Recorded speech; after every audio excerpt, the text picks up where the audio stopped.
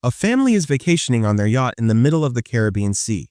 The mother, Julia, jumps into the water for a swim. While relaxing, she feels something strange. Since nothing is visible nearby, she dismisses it as her imagination. A few seconds later, the same strange feeling returns again. Nothing is visible, but she is now panicked and starts swimming toward the yacht. Suddenly, something starts pulling her leg and she screams loudly for help. Her daughter Cassie is listening to music with headphones, so she hears nothing. Her husband Tom and son Ben are busy fishing. Julia struggles to stay afloat, but water getting into her mouth makes screaming difficult. A little later, Tom realizes he hasn't seen Julia in a while. He searches for her on the yacht, then sees his wife in danger. He calls the children, steers the yacht toward her, and jumps into the water.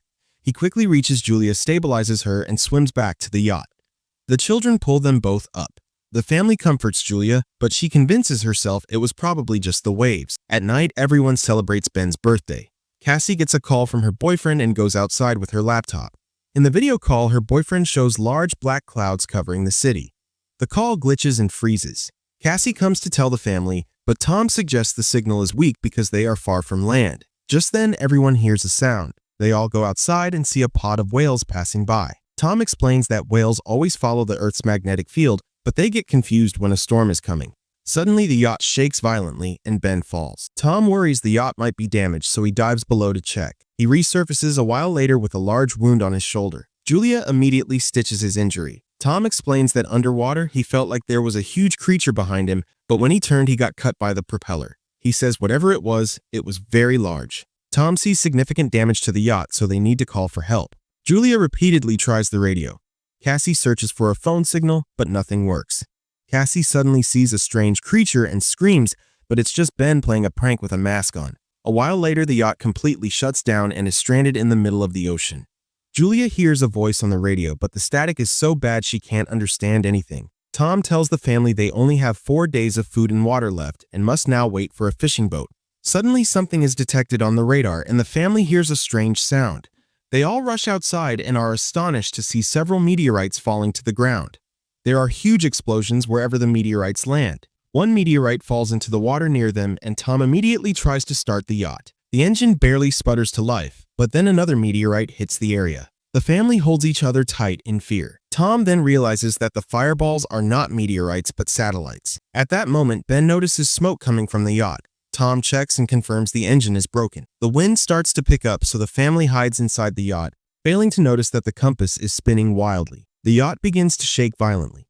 Ben falls again, and this time he gets hurt. Waves crash hard against the yacht. Tom struggles to go outside, grabs life jackets, and returns. Just then, the power goes out. Tom quickly presses the power box button, and the light comes back on. At that moment, Ben notices Julia is bleeding from her nose. Julia starts to feel dizzy while Cassie goes to the sink and vomits. Tom keeps trying the radio, but can't get a signal. Suddenly, a loud, high-pitched noise sounds, and the wind gets even stronger. Julia tries to close the doors, but a hatch opens and the wind starts shattering the windows. Tom lights a flare, and after a while, darkness descends. The next morning, the family wakes up in shock that they survived the storm, but the yacht is half destroyed. When they go outside, they see that the ocean water has vanished and the yacht is stuck on land. Everyone is stunned by the sight. Cassie checks for a signal, but the network is completely down. Ben starts playing with 2 dead crabs. Tom checks the compass and sees it is flipped upside down, something that last happened 700,000 years ago. Cassie assumes her boyfriend is dead and breaks down. When Julia comes to comfort her, Cassie pushes her away and goes to hide. Julia and Tom check the remaining supplies. Ben ties his birthday balloons to a rock so perhaps any other survivor might see them. Tom tries the radio again and this time connects with a man. His name is Now, and he is a submarine captain.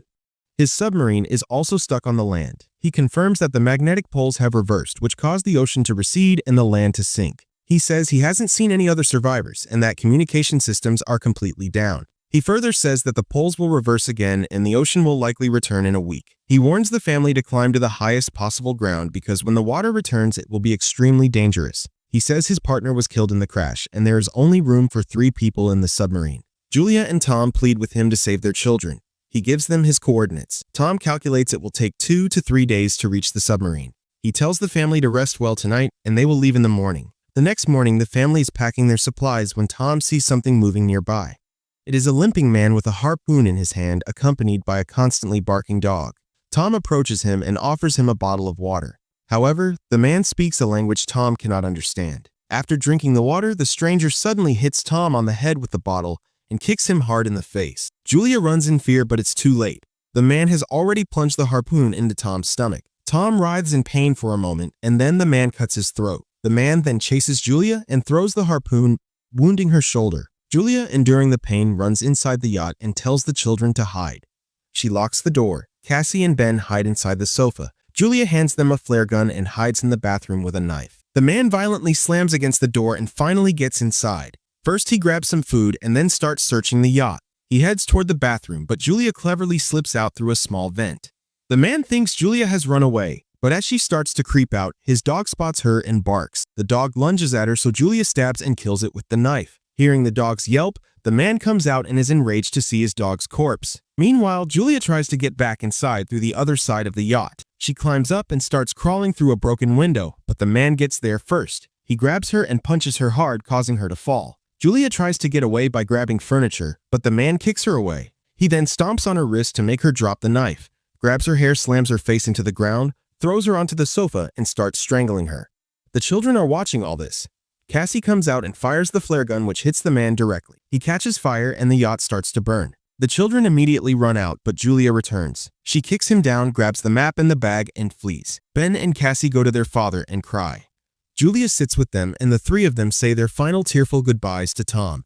Just then, the scary man stumbles out of the burning yacht, so the family starts running again. A short while later, the yacht explodes with a huge bang. After walking for a bit, they stop near a small waterfall to rest. Cassie wonders if the crazy man was attracted to them by the balloons. Hearing this, Ben starts to blame himself. Julia reassures him it wasn't his fault and tells everyone to move on because the man is still chasing them. Along the way near a small pond, Ben is astonished to see a dead hammerhead shark. Julia then notices that the man is catching up to them again. Everyone starts running and falls down a sand dune where they see toxic waste. The family carefully crosses it and feels like they have finally escaped the man. As they walk, they see huge dead sea animals and all the plastic accumulated on the ocean floor. Ben starts walking slowly, and Julia realizes he's close to dehydration. She tells everyone to stop. When she checks the water bottle, she is shocked the water is almost gone. Cassie realizes she might not have closed the bottle properly. Julia angrily yells that the water is gone because of her carelessness. Cassie replies, "What difference does it make? We're not going to survive anyway." A long argument ensues between the two. Still, the family keeps moving. A while later, they find a crashed plane. Seeing something moving inside, everyone gets scared, but it's just some birds. The family decides to spend the night inside the plane. They share a small snack, and Julia finds a family photo in Tom's jacket, which breaks her heart.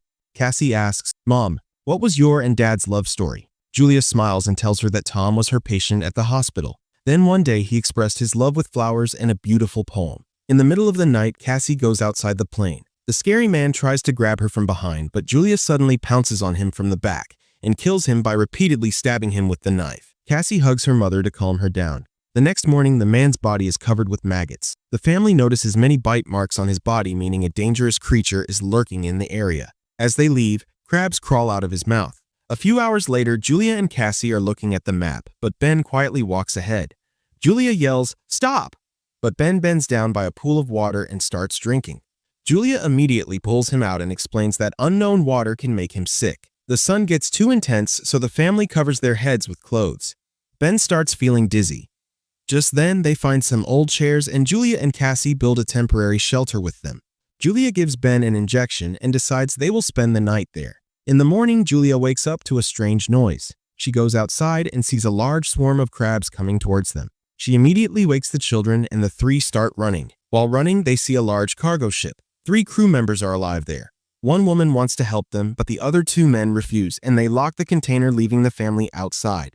The crabs get closer. Julia helps the children climb onto the container. As she starts to climb, the crabs bite her leg hard. The children pull her up, or she would have fallen. Half the crabs get inside through a hole in the container. The crew members start firing, but the crabs overwhelm them and kill both men. The last man reaches the hole on the roof, but the crabs drag him down, and he also dies. Julia bandages her wound and faints. A while later, when she wakes up, she finds herself alone in the middle of a sandstorm. She panics and starts looking for the children. She picks up a dead woman's weapon and screams loudly. Cassie hears her voice and returns, explaining that she and Ben went to look for help, but found no one. They then meet Ben, who has found an open container where they can stay until the storm is over.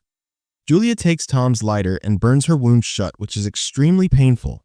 After the storm subsides, they find another container with many bottles of water. While checking the bodies, they also find a radio and a gun.